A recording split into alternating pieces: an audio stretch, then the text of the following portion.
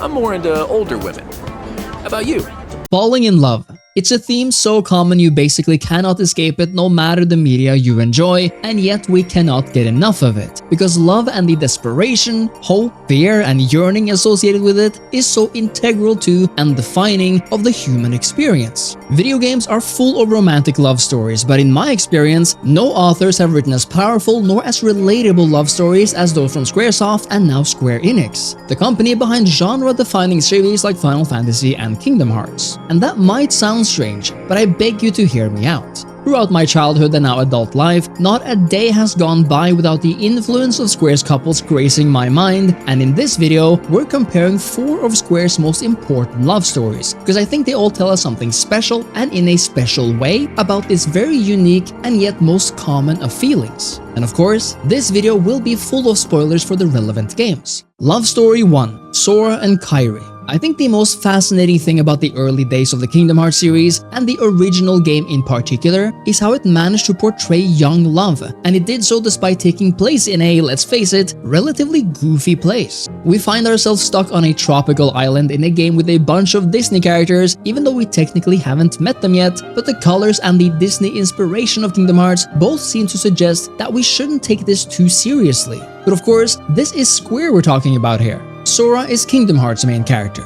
He is a boy at the ripe age of 14 with massive yellow boots and spiky hair, and somehow, despite finding himself vividly dreaming about a dark void and an extremely scary monster, he somehow always has a mostly cheerful demeanor. He finds himself on an island with his best friends Riku and Kairi. Riku taking a sort of older brother role, seeing as he is 15 and definitely the badass of the group, and Kairi, who's 14 like Sora and the only girl in this love triangle. Because yes, this is a love triangle, whether everyone involved is aware or not. You see, it becomes clear very early on that both Sora and Riku covet Kairi. And I say covet here because it's not necessarily certain that Riku truly romantically loves her. He might want her for himself, he might have a little crush, or he might simply be possessive or have truly entered those scary teenage years where boys only think about sharing pawpaw fruits. But he stands somewhat in contrast to Sora, whose love you can not only recognize fairly easily in his way of speaking and demeanor, but also in what the game directly shows you, and it's both of those parts that Square does so well.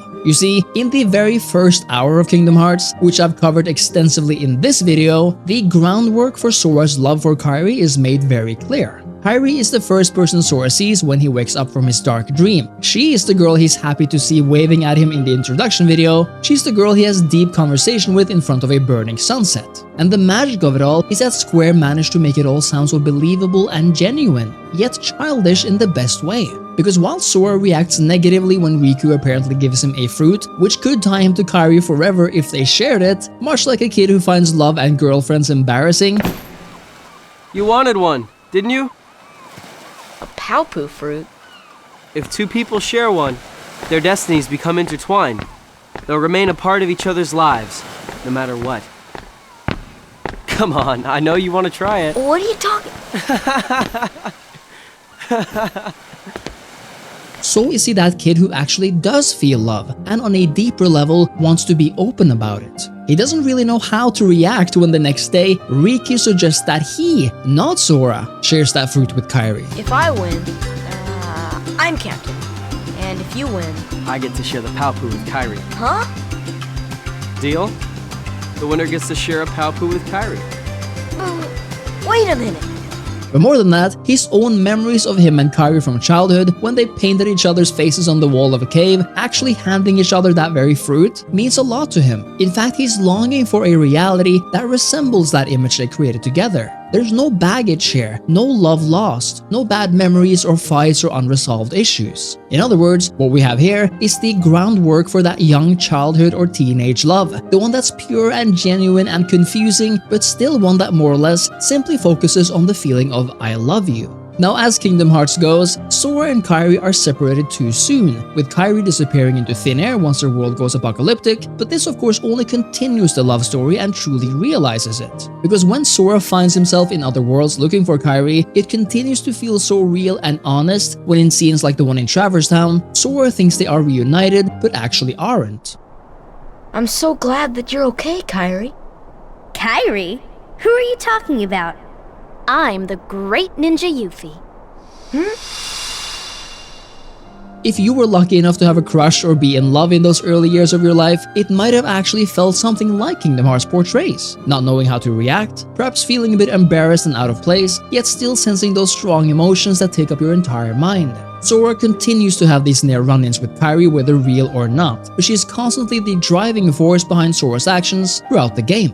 Much later, the entire love story comes to a head when the two are finally reunited towards the end of the game, at Hollow Bastion. Sora, who's been looking for Kairi all this time, who's fought evil and overcome colossal darkness at every turn, finally finds his princess. And yet, she is seemingly dead, laying there completely still. Now, if you are familiar with Kingdom Hearts, a big aspect of it is the Keyblade, a weapon meant to seal and overcome the darkness plaguing the world. Sora, who's just been told by a basically unknown entity wearing the skin of his old friend that Kairi's heart has been inside him all along, picks up the Keyblade of Heart, a weapon designed to specifically unlock one's heart, and turns it on himself. This scene absolutely broke me as a kid, because after all this time, after everything we'd gone together, Sora, just now in their very moment of reunitement, sacrifices himself for Kairi out of pure love. This sets Kairi free, but now Sora is lost in darkness, unknowingly trapped in the body of a lowly Heartless. Luckily, he is soon set free as well when Kairi understands that it's Sora who stands before her, and finally, my poor heart could rest. Kingdom Hearts' love story is also interesting because of another truth. Despite it being heavily implied that Sora loves Kairi romantically, Kairi's love is, despite certainly being returned, a slightly more platonic love. Indeed, there's not one scene in this entire game of the two kissing, of the two saying they love each other, or of the two saying or doing much that's typical of a romantic love story. Sure, they may hug, long for, or say words filled with love for each other, but the romanticism of it all is much more heavily implied and alluded to rather than just being shown. Even in that little sparkly cave towards the end of the game after Kairi's been saved, Sora and Kairi still ever remained very loving friends who have truly yet to profess their supposed feelings for each other. And even though this might seem strange, it somehow works. Again, it evokes this happy, yet longing and somewhat anxious feeling of being in love as a child. Perhaps because neither of them truly know how to express or dare to express their true feelings, but instead show them through their actions. In fact, you could say that most of Kingdom Hearts' love story is predicated on this fact, on the longing and yearning rather than the actual fulfillment of it, of the search for and chasing of it, rather than its capture. Like a dog chasing a car, one can wonder whether Kingdom Hearts would have known what to do if it actually caught up with the fact of love, rather than simply yearning for the idea of it. But even so, and even here, this is exactly what makes it so true to itself, because this is in so many ways how it feels to love and wonder as a child. At least it was for me. The love story of Sora and Kairi, in this game in particular, is allowed to be as good as it is because it's genuinely heartfelt and honest. This game is full of cliches and weird Kingdom Hearts jargon, but it's written and performed in such a way that it feels completely natural somehow. Kingdom Hearts is not afraid to embarrass itself because it genuinely doesn't feel embarrassed. It fully takes itself seriously and feels true to itself, to its characters, and to the concept of honest and pure childhood love between a spiky-haired boy and a pixie bob-haired girl. And because it manages to reflect this unique type of curious and unafraid love, I'll forever love this game. Okay. You win. Take this. It's my lucky charm. Be sure to bring it back to me. Don't worry, I will. Promise? Promise. Don't ever forget. Wherever you go, I'm always with you.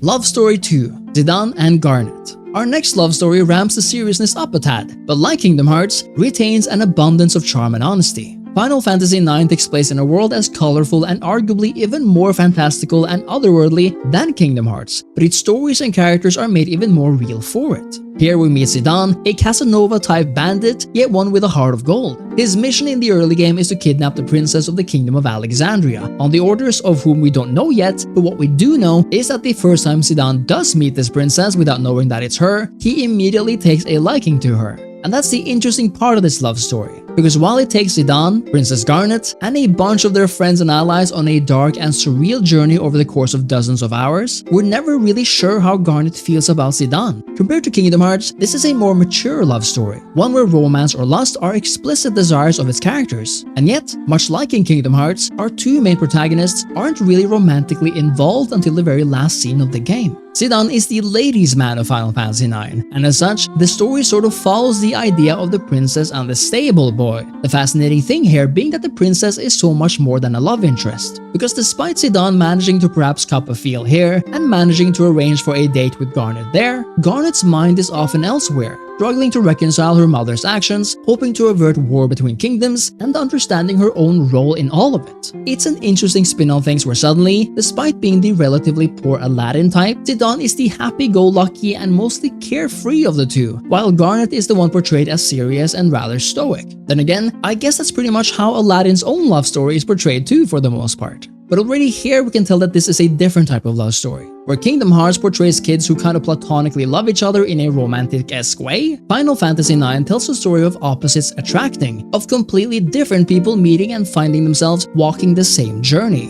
And contrary to Kingdom Hearts, where you kind of always know that Sora loves Kairi, and it's kind of implied that Kairi loves him too, in Final Fantasy IX, you never truly know until that very end. As a boy playing this game, my heart would constantly go out to Zidane, hoping Garnet would come around and fall in love with him too. I understood so well how he felt as he tried making her like him, as he tried to be the good guy who stood out in the crowd, but who still made little headway for large parts of the game. Sure, they have good banter and it's genuinely fun watching them be together, and as a now slightly older player, see how Zidane tends to act silly and perhaps a bit too forthcoming around her. That of course doesn't mean Garnet doesn't like him throughout the game, but her priorities are different, and let's face it, fleeing your kingdom, seeing your mother turn into a tyrant, watching a war unfold and dealing with a lot of death and destruction, there's no question why Garnet takes longer to actually participate in the love story Zidane wants than he does. There are moments in the game when we are allowed to see them together in that light though, perhaps even before Garnet knows it herself. The watchtower in Lindblum, or the little boat ride in Madain Sari, or in a bunk bed in the Black Mage Village, all of them are moments that feel more quiet, more profound than many others, and that despite not being outright romantic on their own, always has that undertone of will they, won't they? Or is this when Garnet will finally show Zidane that she likes him too? I swear, I was so anxious for Zidane because I could tell he loved her so much and didn't want his love to be unrequited. What's crazy that Final Fantasy IX even dares doing is having sections when the two split up for long sections of time. When you think all is well, Garnet and her trusty knight Steiner put sleeping potion in their friend's food, hoping to become more independent and move as she wants. And that's a big thing in Zidane's and Garnet's relationship, because while Zidane is independent and quite loudly so, he's also protective of Garnet, to the point where he makes her feel like she can't do anything on her own. This in a big way is the cause of the main party's breakup for a sizable chunk of the game, before they are reunited later on. The main theme of Final Fantasy IX is named A Place to Call Home, and not only is this a fitting title for the main themes of the game itself, but for our two lovebirds, it's a huge reason why it takes them so long to actually get together, I think. Zidane is generally lonely in this world. He's seemingly the only one of his kind, and travels with a gang of friendly thieves, but has few people who are genuinely close to him. His alleged best friend, Blank, is the tough type, and you're not getting many loving words out of that guy. In the bars of Lindblum, he's kinda known as a ladies' man, suggesting that he's jumping from woman to woman without much purpose. When Zidane finds Garnet then, I think something awoke in him, not just a crush or a feeling of love, but indeed, I think Zidane found his place to call home in her. That's why he feels so strongly about her, why he continues to try to win her favor even when she seemingly shows little of the same interest, and why he's there for her when she needs him. Likewise, after her father's death and her mother's dark spiraling, Garnet has seemingly been afforded little independence in the castle, and her actually asking for her own kidnapping is what a smarter person than me probably would call a cry for help. In meeting Zidane, he now assumes the role of her protector for better or worse, even though she's actually guarded by her very own official protector in Steiner, who's nearly always by her side. The home she had in Alexandria when her dad lived is for all intents and purposes gone. And like Zidane, Garnet is also trying to find where her new home is. And even though it does take a while for her to fully realize it or perhaps even feel those emotions, she too comes to see that her home is with Zidane. But this is also where Final Fantasy IX is different. Within the game itself, Garnet only truly finally professes her feelings for Zidane at the very end of the game, when she declares how much he's meant to her, how much he taught her, and how he opened the world for her. But even then, the most romantically coded words we get from her is that he must promise to come back from his final dangerous undertaking, from which she firmly believes he might die. The next time they're reunited is seemingly months or a few years later, as Garnet is portrayed as having acclimated firmly to the role of queen. But suddenly, there Zidane is, center stage in her favorite play, and the two are reunited once more, finally giving each other the hug and affection they've both wanted. I love Garnet's desperate run through the crowd, the almost violently beautiful twirl they share, Zidane's happy sad look as he finally holds her in his arms, and Garnet's small punches for him not having come back with her all those years ago. That's where this story ends, in one of media's most touching love reunions. And whereas you feel sad but hopeful for Sora and Kairi's second separation at the end of Kingdom Hearts, you feel infinitely happy for Zidane and Garnet, who together gave arguably the happiest and most heartfelt ending to a Final Fantasy story ever, despite the two's ups and downs differences, but who completed this fantastical journey at last.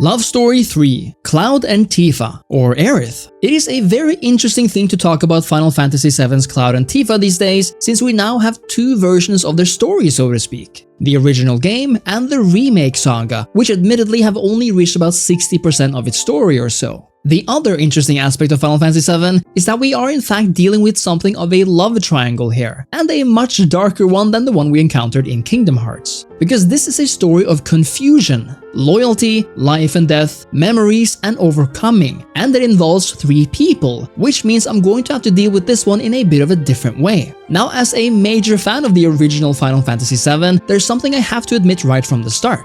Despite the original love stories of this game working well as they were, meaning how the original game portrayed them, I believe the remake series does a much better job of actually showcasing the depth of the relationships between these characters, and notably between Cloud and Tifa. Now, as we all know, even though the OG game did leave a lot up to the player in the first half, by first of all letting you choose your team and include your chosen girl or girls, then giving you intimate but not necessarily too intimate moments with both Tifa and Aerith, then violently murdering the latter, and pretty much having the former save you from oblivion, and then if you've played your cards right, have you consummate the journey. As such, I believe the original Final Fantasy VII meant for Tifa, Cloud's childhood friend after all, to be the main love interest. And this is also how I interpret the Final Fantasy VII Remake Saga love story, even though we're not technically finished with it just yet. And as such, Cloud and Tifa is the couple we'll be talking about. Now, if it weren't for the last couple coming after this one, Cloud and Tifa would be the contender for the couple facing the most adversity and hardships on this list, as it portrays a much more adult, mature, and complicated relationship than the former two.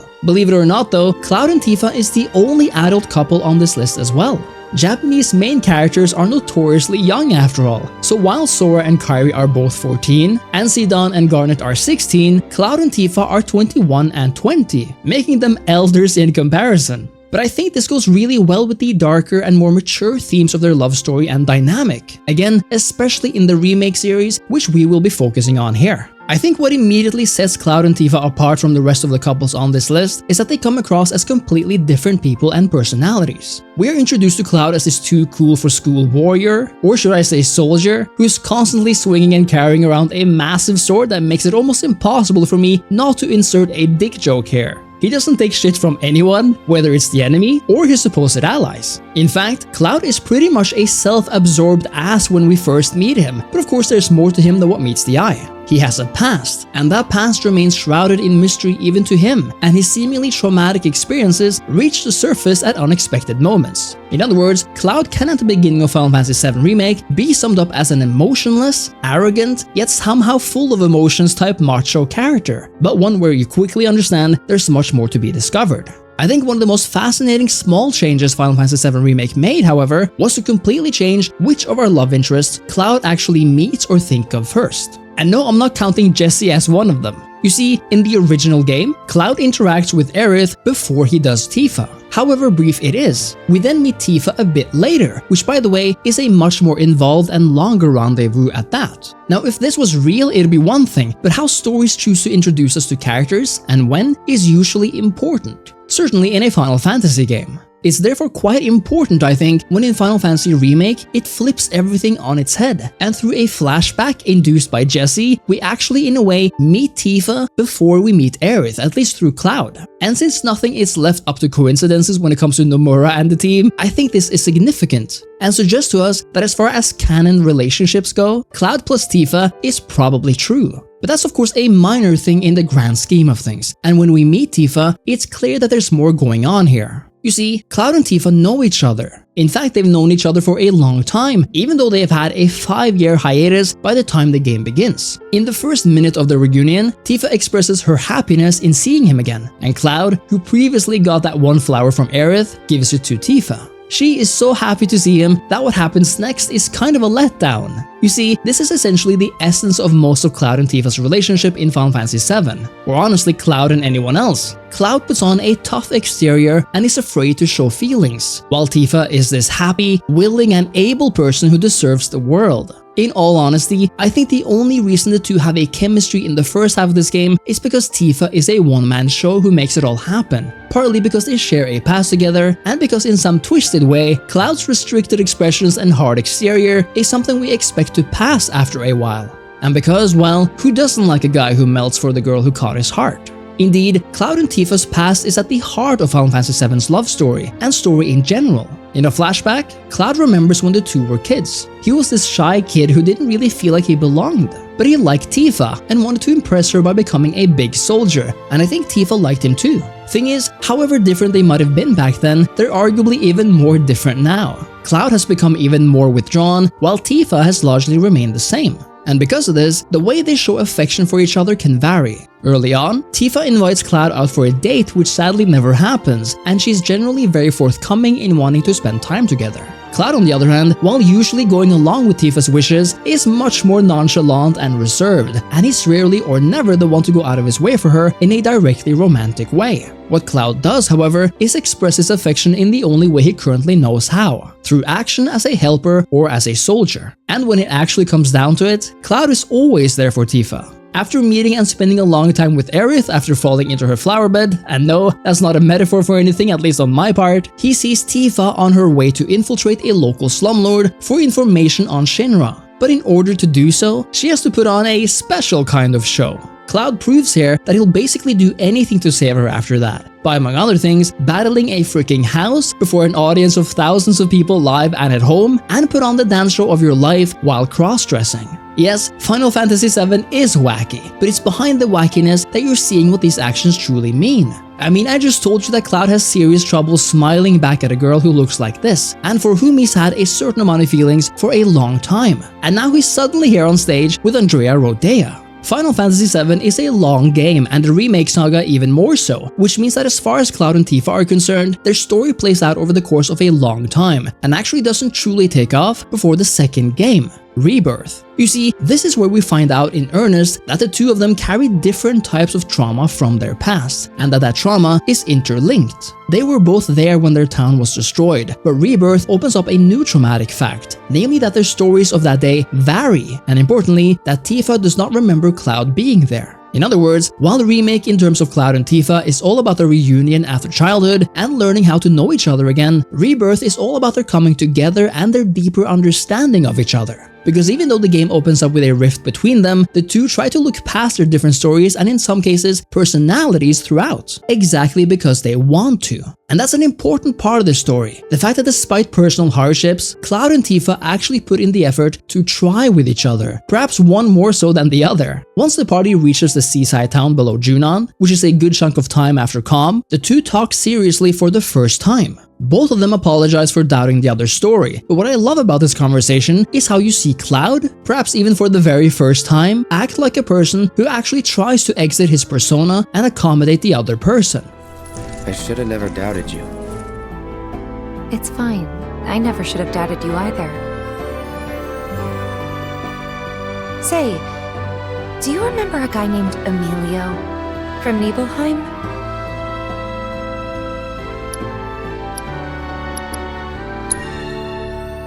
The general store kid? The problem though is that Tifa, by talking about this seemingly non-character Emilio and this other girl, is actually testing Cloud's memory to see if his lines up with hers. Whether Cloud knows she's testing his memory, or if it's more like he's thinking she's testing his ability to listen to her, it still puts a damper on the conversation. You're not interested, are you? Not really. But I'm happy to listen, so go ahead. It's okay. Forget it.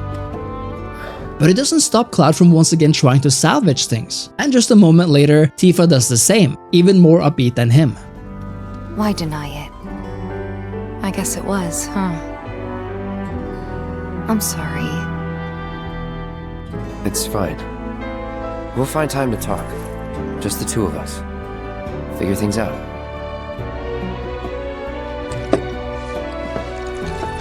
Just be ready to spill your guts, huh? With my iron stomach? When the party gets to Gongaga, Cloud goes to lie down after getting disoriented when talking about Zack. Tifa is immediately worried, but stays to take care of Aerith, and Cloud says,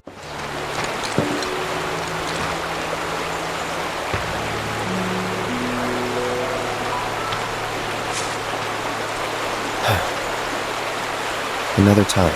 because Tifa is the one he actually wanted to talk to. And just a few hours later, we come to one of the most pivotal scenes in their relationship. Because while Cloud's mind is being consumed by Sephiroth, Tifa is desperately trying to appeal to him, to call back to earlier conversations and their mutual understanding and trust. You're not Tifa. You can't be. We've been over this. I do have a scar. I showed you, remember? Liar.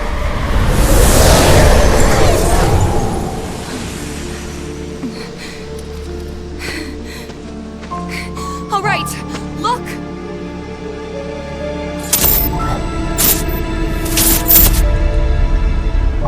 Those we hate. Those we love. Those we fear. Jenova would become anyone to fool her prey. Cloud is so far gone that he lunges at Tifa and strikes her down into a pool of Mako, only truly realizing what he's done when she's gone.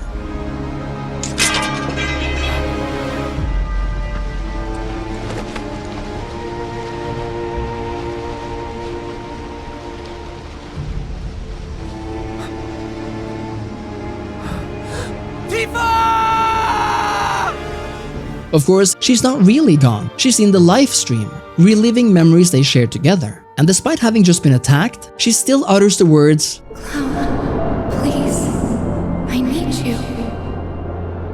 When she's returned, she wakes up in the house in Gongaga again, with Cloud by her side this time. And their conversation here is a turning point not just in their relationship, but in Final Fantasy VII as a whole.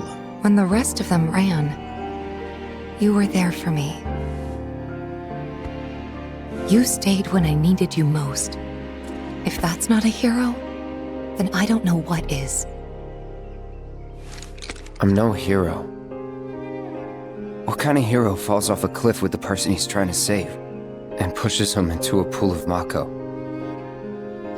Sometimes, I don't even know who I am. I forget things everyone else remembers just fine. And know things I've got no right knowing. It's like there's different people inside of me.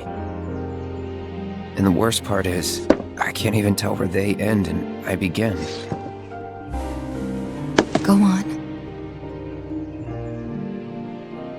Soldier cells degrade.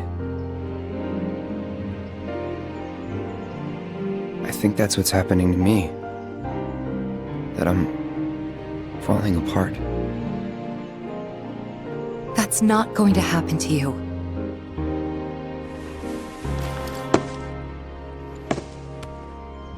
You saved me before.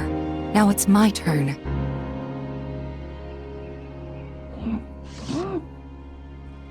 This scene is abruptly ended by Yuffie, of course, but we'll get our satisfaction later on. But the lessons learned so far in the game are reflected in them even before a certain fireworks scene. You see, a side quest in Nibelheim concerning saving a litter of cats will at the end offer one of the best scenes between Cloud and Tifa, one where you can tell that Cloud in particular has grown a lot, and how he's now the one turning potential sad aspects into positive ones.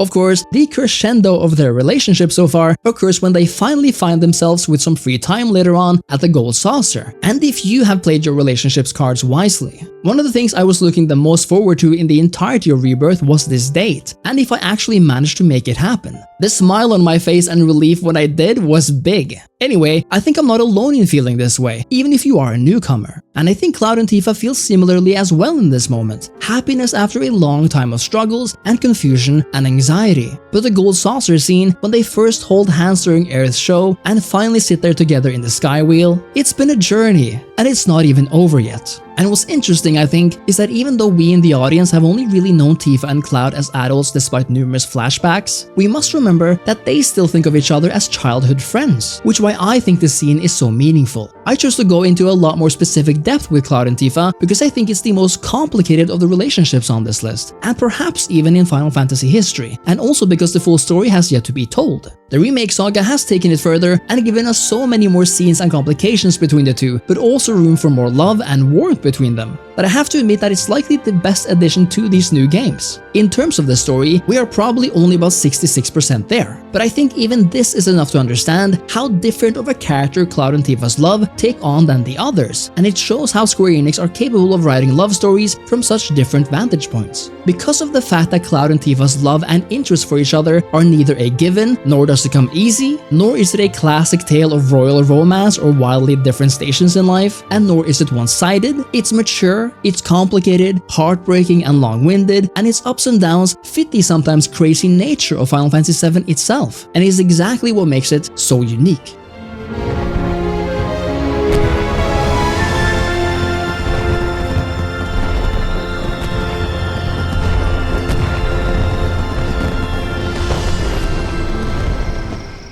You heathen! Stay away from the summoner! You're a bad man! Love Story 4, Tidus and Yuna. There's something special about a true teenage love story, isn't it? Because whether it worked out or not, we've pretty much all been there. You know, having a crush, falling in love, feeling the sting of rejection, the pain of the unknown, or the joy of a love returned. What most of us probably haven't too much experience with though, is first of all, being the children of extremely famous fathers who are also dead, and two, being swept away by a giant monster, to be transported 1,000 years into the future, only to get a crush on the one W Gyat in the world who is also destined for death. The thing about Final Fantasy X's love story is that for all of its colorful beaches, its gorgeously blue and water-filled sports arenas, and its laughs, it's also something I find to be almost indescribably beautiful in its sorrow. Tidus is a 17-year-old boy, not even yet a man really, who after living in his own father's shadow as a famous sportsman, must deal with the fact that he's a fish out of water, your typical isekai concept of a person swept away to what amounts to another world. He is essentially as privileged as they come where he's from, used to live in Xanarkin's technological paradise until sin came along and ruined it. Yuna, on her side, is something of a stark opposite as far as life situations are concerned, living under constant fear of Sin's regular attacks, and who by the time we meet her, has taken up the proverbial cross as a summoner to put an end to it. And yet despite their different circumstances, their first meeting is predicated on the fact that Tidus' moral compass is sound, as he barges into the temple where she prays because he believes the summoner is in danger, as her prayers have lasted longer than usual. A day's already gone by. Is it particularly dangerous in there? Sometimes, yes. Why don't you go in and help? There's already guardians in there. Besides, it's forbidden. Hey, but what if something happens? What if the summoner dies? The precepts must be obeyed. Like I care. By doing so, he becomes looked upon as something of a heathen by the other villagers of Besaid, but in return, I think that's what made Yuna notice him. As Tidus himself says, Huh? I'm sorry about that. Wasn't I not supposed to? Guess I kinda overreacted. Oh no, I was overconfident. and this first conversation holds a lot of promise. There is one big elephant in the room when it comes to Tidus and Yuna's story, namely the fact that nobody in this world believes that Tidus actually came from Xanarkand 1,000 years ago. Instead, they believe that his mind has been poisoned by the toxins of being in close contact with Sin. But the one person who actually believes him, well... What's wrong? You seemed kinda mad back there. They were being rude, and... I do believe your Xanarkand exists. I really do, you know? How come? Sir Jecht used to always tell me stories. It'd be great to see your home someday. I'd love to go there. Yeah. So, Yuna, wanna come over to my place? Right. Sure. As if I had a place to show her. You see, two key themes in the story of Tidus and Yuna are trust and sacrifice. Trust in each other that what they say is true, whether it's Tidus' promise to stand by Yuna's side as a guardian, the existence of his supposed 1,000-year-old city, or that Yuna will defeat Sin and live, and that she too means it when she says she believes him.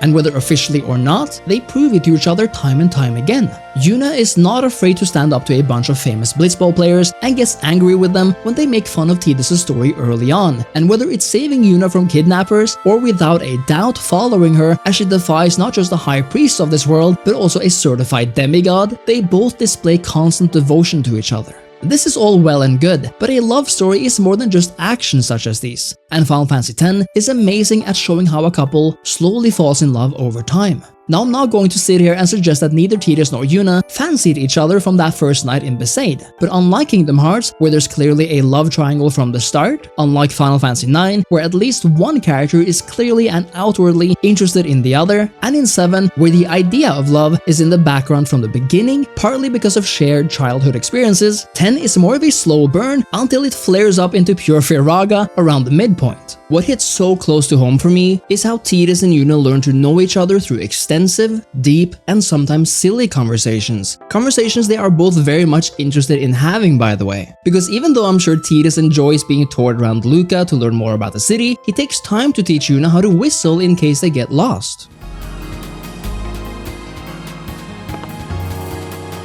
I hope we don't get separated. Yuna! Huh? What was that? In Xanarkand, we do this to cheer on blitz players.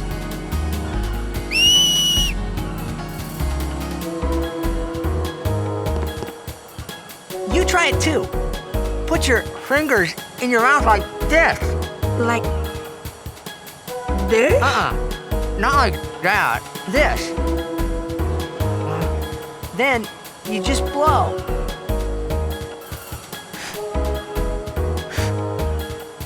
It's not working.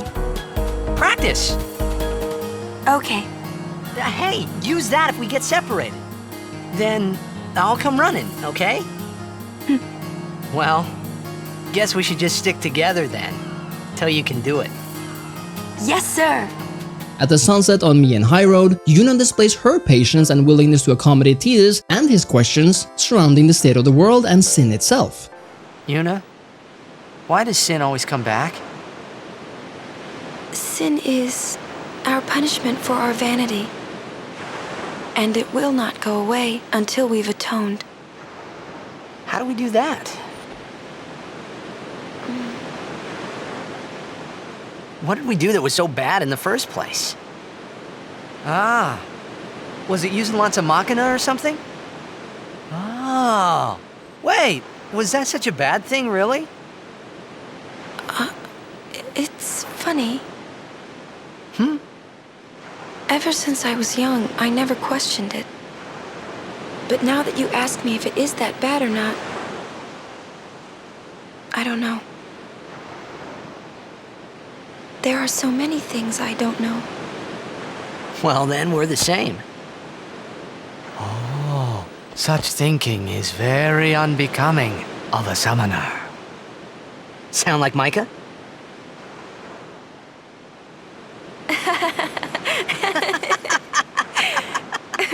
That's not very nice, you know. And whether their talks are funny or take on a more sad turn, they're still committed to keeping the conversations going or try to have the other person understand. In the early game though, the most pivotal scene between them is the one on the balcony in Luca, the so-called laughing scene. You see, by this point, Tidus and Yuna have bonded over parents. Yuna is committed to Tidus' story, Tidus has come to Yuna's rescue multiple times, and the monsters of sin attacked the Grand Stadium during their stay in Luca, prompting the High Priest Seymour to somehow summon a powerful Aeon of his own.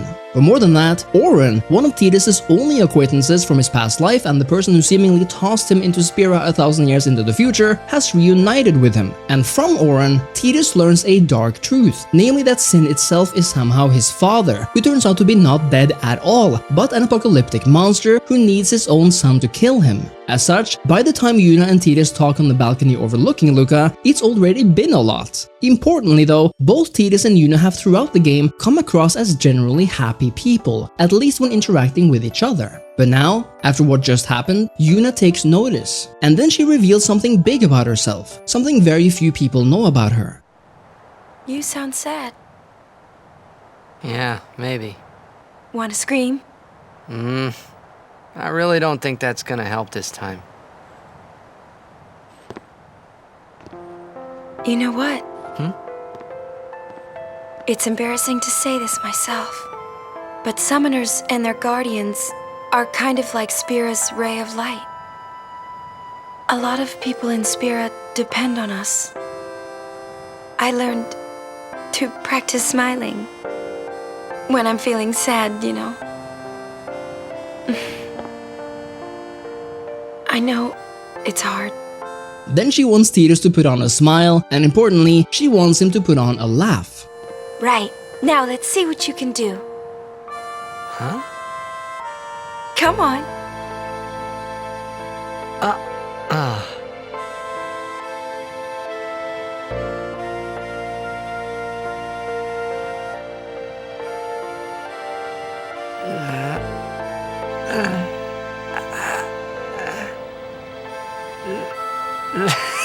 This is weird. Next, try laughing out loud. What? Come on, show me.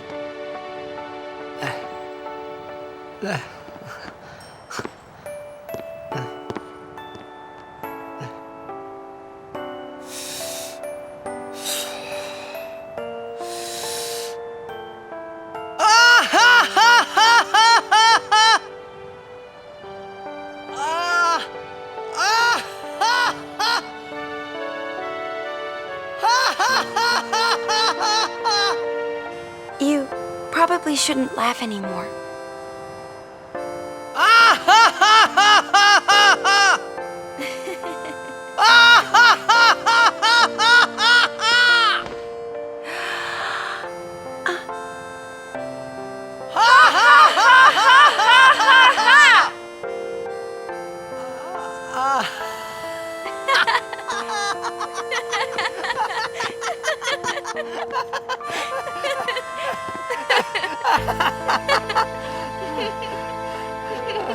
too funny. It was your idea.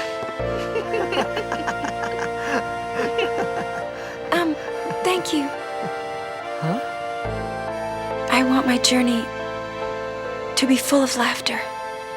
This scene is not necessarily meant to be romantic. In fact, neither of them are doing anything here to suggest romance outright. But what's happening is the coming together of two people who want the best for each other and who are willing to reveal deeper parts of themselves and step out of their comfort zone just to make the other happy. It's a scene so tragically beautiful because it shows us how Yuna hides her emotions so others can feel happy instead. And the heartbreaking fact is that she's even doing it right here. And the reason why is of course because of the truth of Final Fantasy X, that this world is mired in death and the circle of death, and that this also affects our main characters. Yuna, who's yet to disclose to Tidus that she must sacrifice herself to defeat Sin, keeps her secret. But Tidus finds out from Riku what everyone else already knew much later, but were too sad to tell him.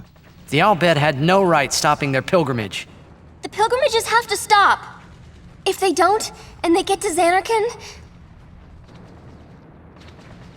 they might defeat Sin. Uni could... But then she... Uni will die, you know? You know, don't you? Summoner's journey to get the final Aeon. Yuna told you, didn't she? With the final Aeon, she can beat Sin. But then, if she calls it, then the final Aeon's gonna kill her. Even if she defeats Sin, it will kill Uni too, you know?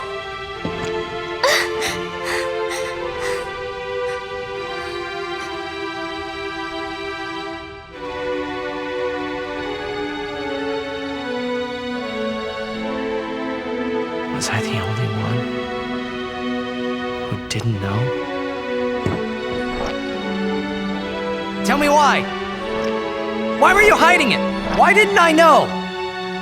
We weren't hiding it. It was just too hard to say. And by this point, it's clear that Tidus loves Yuna. Not just because you could feel his aversion to the idea that Yuna politically marries Seymour earlier on, which didn't sit right with him for I believe more than one reason, and so by the time we're back in Macalania Woods for the most beautiful scene in gaming history, it's understood that both of them have deep feelings for each other. And it's here, in the waters of Macalania, that Tidus takes Yuna's advice to smile and think of better things when sad, as he dreams them far away into a future where nobody has to die. But it's not true, of course, it can't happen, and Yuna finally sheds real tears, and the two are joined in an embrace where they're finally, at least for a moment, truly and genuinely happy together. But the game doesn't end there, of course. In fact, we're quite a few revelations away from the end. And this is where that second major aspect of this love story enters in full, the theme of sacrifice. So far, we've already experienced a few relational sacrifices. To an extent, Yuna sacrificed her own emotional well-being to ensure that Tidus remained in the dark about her eventual death. And Tidus sacrifices his clear consciousness by not telling Yuna that Sin is his dad, because it is imperative, as Auron says, that she doesn't get a reason not to defeat him.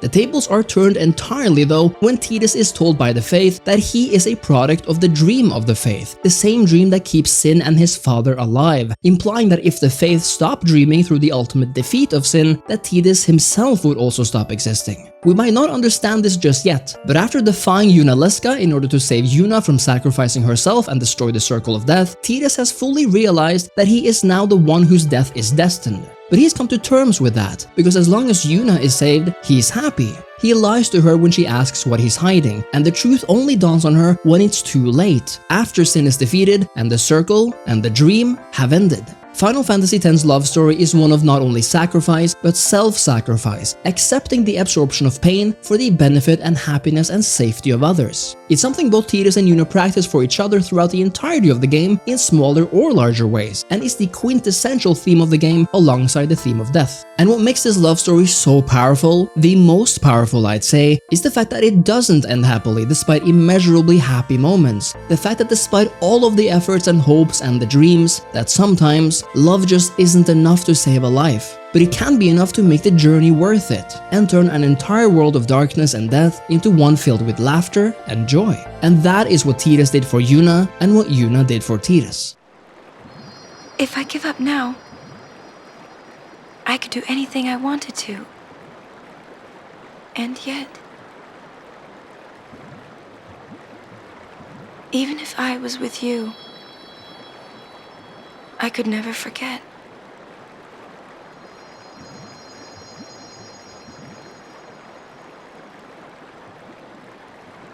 I'll go with you. What? I'm your guardian. Unless I'm fired.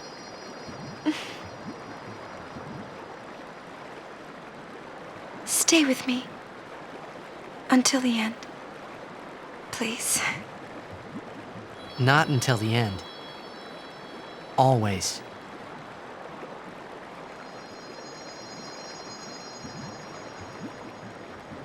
Always then. A truly great Final Fantasy game is synonymous with a good love story. There's no getting around the fact that these lie at the heart of the fantasy and chaos and turmoil that surrounds them. And whether we're talking about the love between kids, the love between teens, slightly older teens, or young adults, I find that nobody tells a love story quite as good as Square does when they're at their best. I think that's why these stories are so eternal, why they keep resonating with us, and why we return to them and wish to share them with others, despite the pain that may tag along for the ride. I chose these titles and couples to talk about because I find that they are the quintessential love stories of this series, including Kingdom Hearts, which for all intents and purposes is a Final Fantasy game, and because of the impact they've had on me personally. All of these stories are by now well over 20 years old, but it's still something I think about every single day in one capacity or another, and I'm sure I'm not alone. Let me know what you think is Final Fantasy's best love stories, and please tell me what you thought of this video in the comments. Thank you so much for watching, and I'll see you next time. Cheers!